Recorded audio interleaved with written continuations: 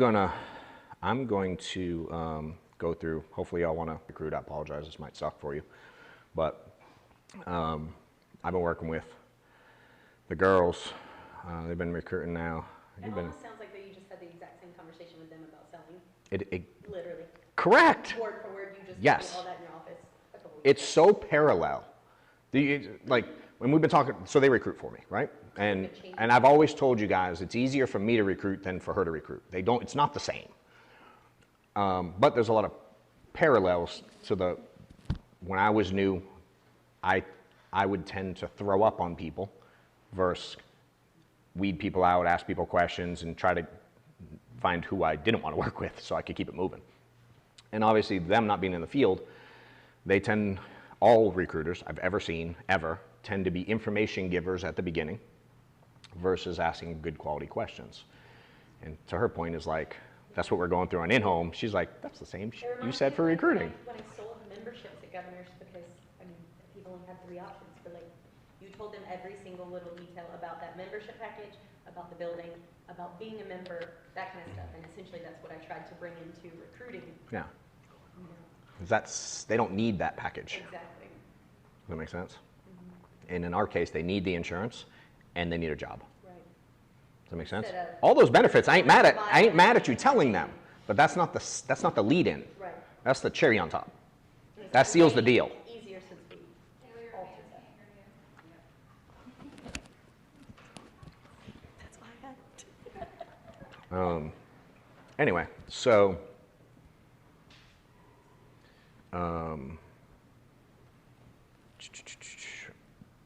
if y'all use Agenic or whatever you use, we record the calls. So I honestly just let them make a mess of it, and we did some training for sure at the beginning. But I always have a hard time training people up front because they don't see all the pitfalls. I don't think I would have gotten it. You won't. You don't. I've tried to do it up front, and I'm like, it just doesn't work because you don't believe half the crap I'm telling you anyway at this stage because you haven't experienced it. And tends to be when people recruit, y'all included, you believe everything the agent's telling you. No different than you believe everything the client's telling you at the beginning too. Right. And you realize they're full of, and tell you whatever you want to hear to get you out the door. It's no different with agents, right? But we tend to want to build and we're like so desperate to build, no different than we're so desperate to make a sale because, yeah, right? You get let down a lot. Why? Because your expectations were off, yeah. Right? So for me, all I'm trying to do is, the biggest thing for me is I'm trying to have as much clarity as I can have so my expectations and their expectations are as close as possible, right? At the beginning, my expectation was they were going to buy leads right away, run 30 appointments a week, and call from every house and ask for help and get on every training on their own and do all the, right? And theirs was, oh dang, I have a life. I still have to do my job. I still have to go to soccer practice. I have to figure out how to squeeze this in. I don't know you from a hole in the wall, and you want me to call you from a house when I'm uncomfortable and I don't know anything, and I want you to be with me, all the stuff.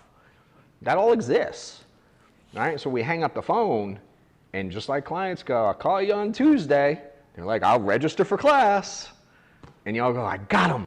And they'd come in my office on Fridays and be like, I had 47 people this week. And I just go, how many got paid? None. No one got paid. So we didn't do a good job. And it takes a while to understand that. But that's not really, it's like saying, I don't know, a lead or booking appointment's a win.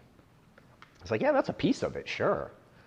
But getting a policy is a win, you know what I mean? And for me, getting someone paid is a win. And if I can, and I understand that everybody coming to us has a need to better their situation or we wouldn't be on the phone. All right, so the better I can understand their situation, the easier it is for me to create a path for them to follow, which will lead right into everything FFL offers. I just got to figure out how to apply it to them in their situation. And if I don't know anything about them, I haven't asked any questions, like, how do I do that effectively? You know what I'm saying? It's no different than you go, how do you sell a policy to someone when you don't know anything? You don't know how much income they make. You don't know how many policies they have. You don't know any of that. You can't sell it like you're a sales schmuck showing prices by just throwing up on them and going, yeah, you can be, I don't even know your name. because we've talked for 30 seconds and I forget it already, but here's how it works. Comp and renewals, and you get vested and no contracts, and do you want to start? Like, who says no to that? And it's really like, you wonder why people go like, is this an MLM? It's weird. You know what I'm saying? So when I started changing some of that stuff and like slowing down and going, all right, first of all, I got to deal with them every day. Buckle up, they're yours now. Like, you're responsible for them at least at the very beginning to give them direction. They ain't gonna need you forever, clearly. But at the beginning, you're the only one they know. You know? And for me, it was like, all right, I can't give my time to everybody. So now I have to decide who I want to work with, because I'm as independent as they are. Right? And so I had to decide who I wanted to work with every day. Y'all got to figure that out for yourselves. I knew who I wanted. Does that make sense? And I was willing to sacrifice to get to the people that I wanted. And then when I really started to understand, like, again, my job is to take them from point A to point B, which is wherever they're at, get over all the hurdles in life and get them paid here. Now, I like the creation of that plan. And it's cool to help people through that process and see their world change and them get paid. And, you know what I mean? I had it happen to me. So I was on the other end of it too. And I'm like, that's pretty dope. I want to be able to provide that more so. Point of it is, it comes down to asking a lot of questions. That's worked most effectively for me, is high activity, high volume. I don't know how to do it getting 10, 15, 20 resumes a week. That's not my method. So I'm not your guy for that. You know, I did this through ads, like almost exclusively ZipRecruiter early on. Not because it's magic, it's because what we had. Career Builder, Craigslist, I mean, all the stuff, Facebook ad, all that crap. You know, so for me it was high volume. And I learned through time that if I just called everybody who applied, that to me was painful. Right? Because you get the guy at Walmart, the guy at Dollar General, the guy who does, like, who? What is this? I don't know. There was just a lot of wasted time for me. No different than when I started selling a lot of life insurance, was because I bought a lot of leads, and I'd get on the phones, and if you weren't booking, I was moving on. Like, I hang up on you before you hung up on me and keep it moving. I didn't care. Mine was high volume. Give me the eat. Let me buy enough leads so I can cherry pick my appointments almost. I just get the easy ones to book, and I keep it moving. I pay for that luxury. Does that make sense? And in recruiting, it became the same, to where we would get in enough resumes, and I like to take people through a process of giving them as much information about the generic stuff as possible before I speak to them. Right? I mean, like an overview. having them.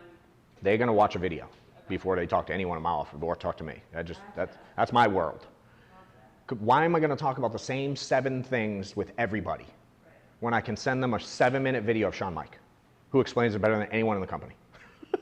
You know what I'm saying? Like, what's the point? I'm not trying to be better than that. Like, let him do the damn work for me. He cut the video. Let me stick his face on a video and keep it moving. Yeah. You know? And so for me, I also understand that most people don't do what they say they're going to do. Does that make sense? So, right? So I'm trying to, my goal is to filter out as many people as possible. Think like a funnel, right? You filter them out up front, no different than we do. You mail people leads. What does that do? It filters out 99% of people, because only so many fill it out. Does that make sense? And then the next filter is, who's going to let me come over, right? And the next filter, who's going to be there? And then who's going to pass the initial 10 minutes of inventory questions, their why, yada, yada, right? There's this whole filter process, and then you just take the ones you want to deal with. So in this, I learned that I need to do something very similar for it to work for me. So we built everything to where I was only going to speak to people who went through a process of applying, paying attention to the messages we then send them. Now we do it a lot of ways because the damn technology. Years ago we had like the girls used to literally sit in there and like type the email. It was excruciating at the beginning. Then we learned to like copy and paste. Then we learned there's like automation. You know what I'm saying? And it's like it's evolved over the years. 100%, 100%. It was painful at the beginning, man. But yeah. So, but it taught me a lot. It's taught me how to get really effective, because for me that was a waste of time, especially when it played out. And then fast forward 3 months and There's one here and he writes 2 apps a month. I'm like, all that time that me, my staff, my team, everybody wasted. So our system now works today, and correct me if I'm wrong on anything because they mess with all of it, but I should get pretty accurate. They apply to some kind of ad. We then respond to them with text and email, I believe. I think we even sent a video where I introduce myself. Hey, it's John, thanks for applying. Look out for someone from my team to reach out to you. Check out the video. Check out this overview. Yeah. Then check out the calendar if you like what you saw in the overview. Yep. Like it's video, scheduling. Makes sense? So again, that's how we do it now. So they see that, they got to click the link, open the page, watch the video. There might even be 2 on some of them. Kind of depends. And then if this is something that you're still interested in, and basically on the video, it covers, again, it's Sean Mike's video, dude. It covers what we do. It's 1099, commission only, you're buying leads. Yeah. Yeah. Just give us some basic information. I also assume the ones that I'm going to want to work with are going to research it more too. That's my assumption, which happens to be the first question on the phone call when I talk to them. Does that make sense? Then they're going to filter through, then they're going to schedule an appointment. If I get 300 resumes, we'll get 20 to 30 that schedule. Give me my 10%, let me keep it moving. Now let me get 600 resumes. Let me get 1,000 resumes so I can get 2 recruiters on the phone all the time. That's my method. Now what do we do with the other 90%? Now we have people in the Philippines calling them. Does it make sense? Like, because for a while I did nothing with them. I just left them. People in the Philippines calling them, actually? Yeah, oh yeah, I swear to God. Yeah. Especially the ones that made The ones that don't apply. But They didn't do everything. Yeah, they never scheduled an appointment. I'm like, maybe there's someone with some brains on there that, I don't know, they just were driving down. It's just timing wasn't right. Well, it's a no-brainer for me to reach out. It's a lot for them to filter through, so I'm like, all right, here's how we do it. You know, now we used to put them on an email list. The way I found out there was more cream in there is we put them on an email list. Everyone goes on an email list from there. The second you apply, you're on my email list forever until you unsubscribe. You get leaderboards, testimonials, all kinds of shit we've created along the years, and I just drip on them. And we'd get people like, man, I've been watching for 6 months. I remember when Martin started day 1, and now I see him killing it. Dude, I'm ready. Because he gets a leaderboard every week, and he watches Martin's growth. Does that make sense? And we just always drip on them. It's like a commercial. Like Coke plays commercials to y'all nonstop, so you buy damn Coke. Does that make sense? And so we're always just playing FFL to them. It's all the time. So that's working in the background anyway. You do that long enough, they end up going through that filter eventually. Some of them, right? The second layer of that is, oh dang, there's more in there. Maybe I should call them and I can get it cheap doing it overseas. So now they calling them too, and they don't give a crap what they say on the phone. They're just happy to be getting paid. So, but them now, they're only really talking to people who apply, right? And now it's teaching them like, all right, how do we deal with these people who are just like insurance clients that have gone through all these steps and we know they want it.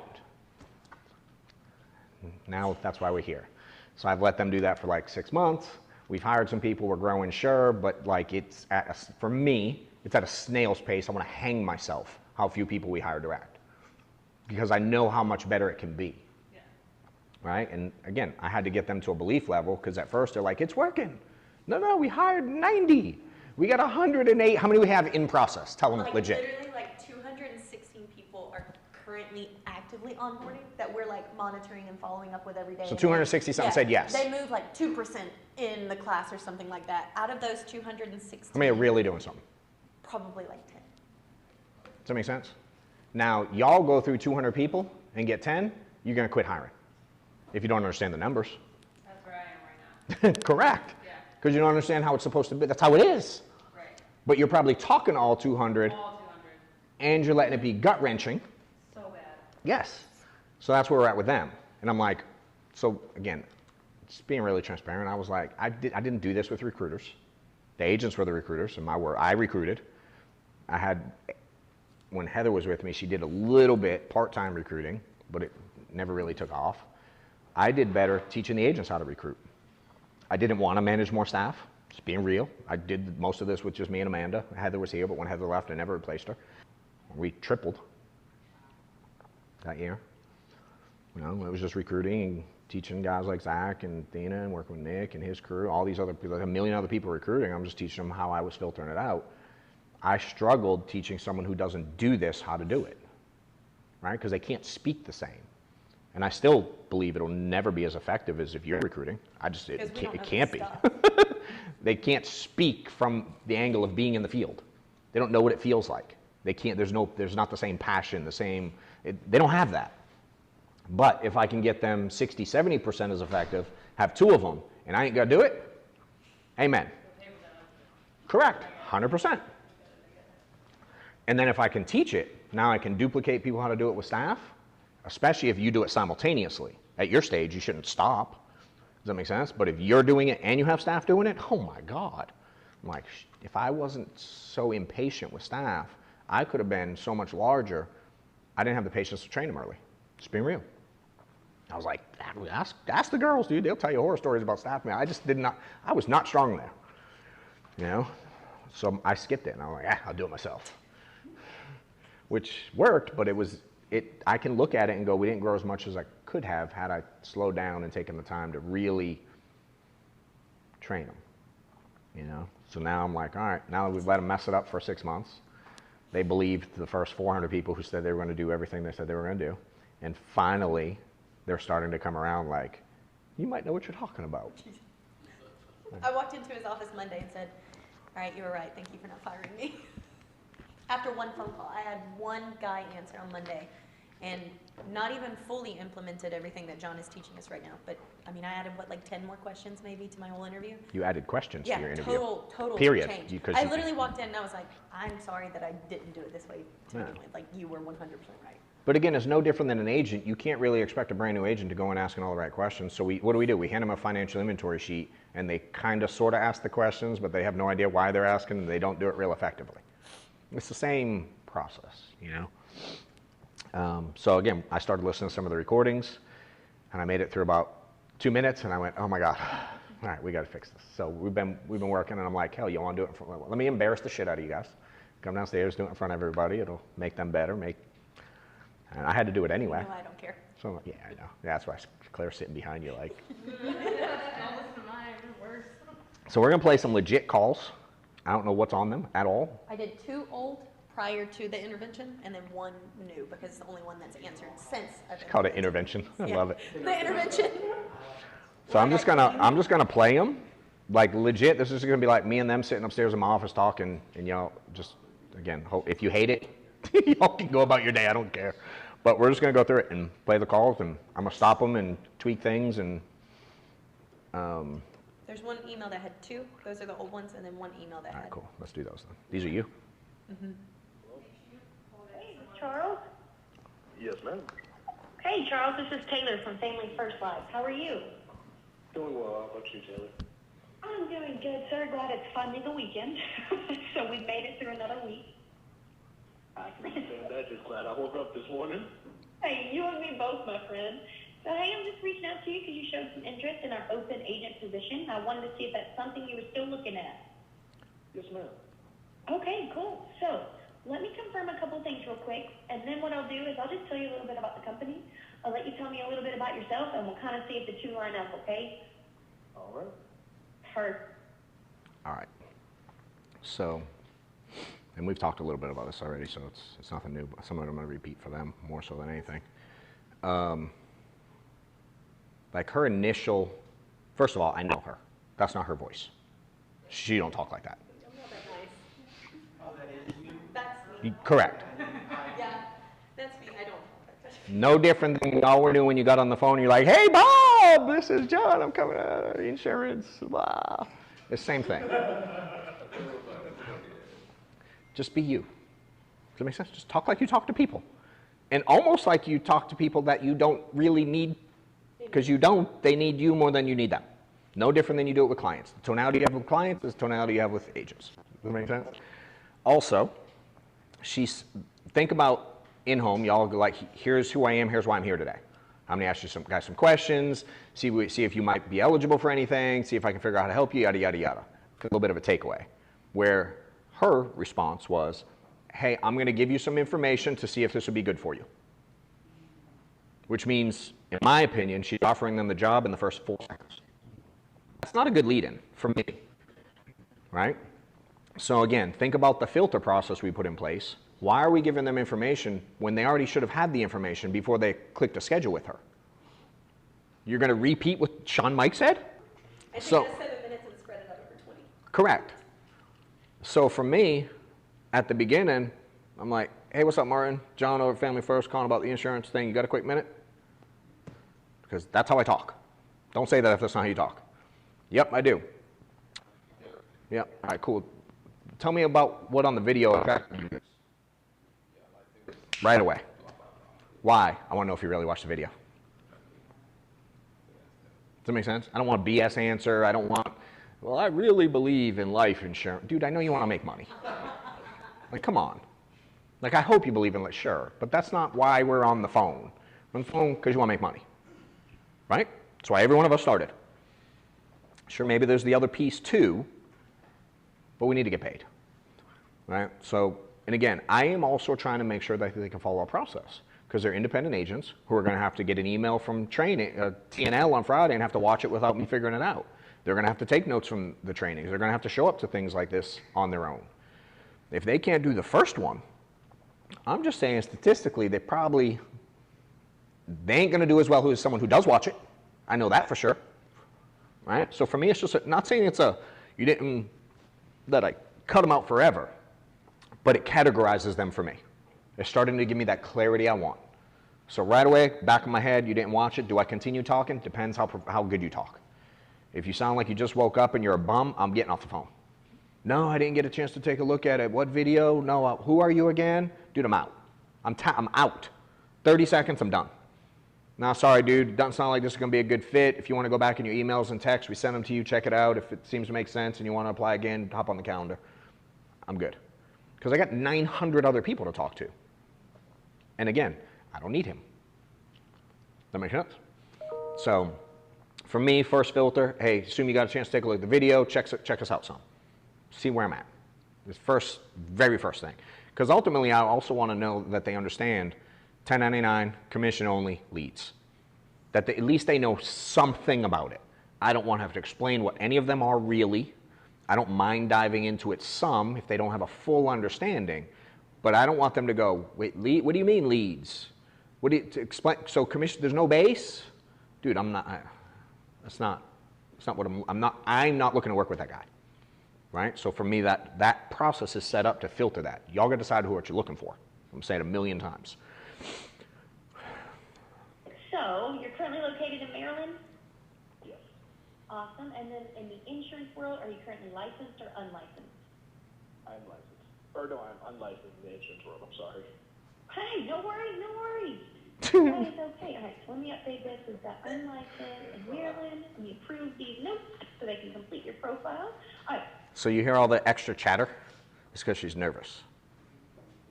Does that make sense? The what state are you in is irrelevant. Really doesn't matter. I mean, certainly there's a tiny little piece you might could use it, but that's not why you asked it. It's probably to, if I had to guess, some of them so you can put no, you know what I mean? Like, again, it's hard to, it's like a client filling out an inventory, agent filling out an inventory sheet and not having a conversation. Does that make sense? You've seen them fill it out in full and not know anything about the client.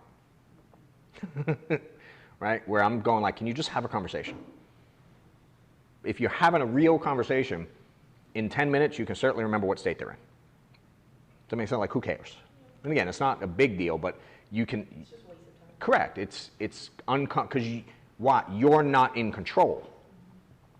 Right? If you're in control, you have something you're trying to accomplish when it, and you don't have to know every question. It doesn't have to be like a rigid, but if your goal is to get clarity, now you're asking curiosity questions, understanding questions more than anything.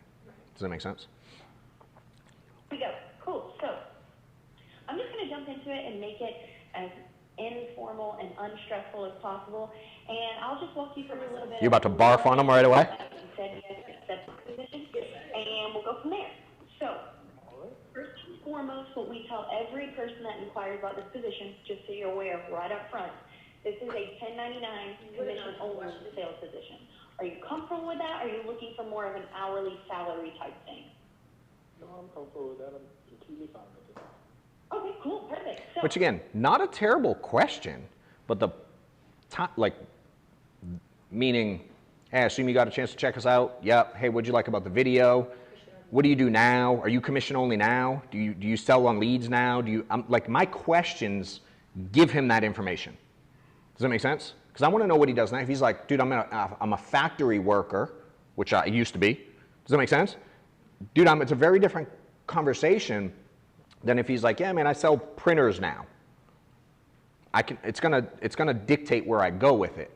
But if I want understanding, right, more so I know how to direct the conversation versus just a blanket like, hey, you okay with commission? Right. I'm assuming he's okay with commission because he watched the damn video, and it's life insurance. Right. We're all commission only for the most part, the overwhelming majority of the business. That makes sense? So for me, it's see, I didn't ask correct. him to watch the video, so I didn't know these things. Correct. You didn't assume he watched the video. Right. If you assume he watched the video, you don't ask a question that way, that time. Now, if something clues you in that he didn't know that because he didn't really watch it, like watch it. Does that make sense? No different than the videos I sent you, you didn't watch. I've watched. Does that make sense? Like we can watch things and not really, or some agents watch trainings and they don't really watch trainings. It's like on, but they aren't absorbing it. Does that make sense? So it gives, for me, I want to know to what level of clarity they've seen it and what understanding they have of us. Right? Because again, I'm assuming that they want to do this. Otherwise they wouldn't have. I assume they know that it's commission only, that they have to buy leads, that it's 1099, and if they have a job, they're going to have to transition into this part-time. Does that make sense? I assume they know that they're going to have to be self-sufficient. I assume all that crap. When they mix it up, then I'm like, ooh, are they going to be a fit or not? Maybe I go back and forth, give some more info, ask some questions. It's case by case for sure, but I'm going to assume the basics, right? And I can find out quick if those are my assumptions, that it's not. And I can go, this doesn't sound like it's going to be a good fit for you. I'm not afraid to tell someone that when it's the truth. You know, no different than I ain't afraid to tell a client like, yeah, you're good with what you got. I can't help you.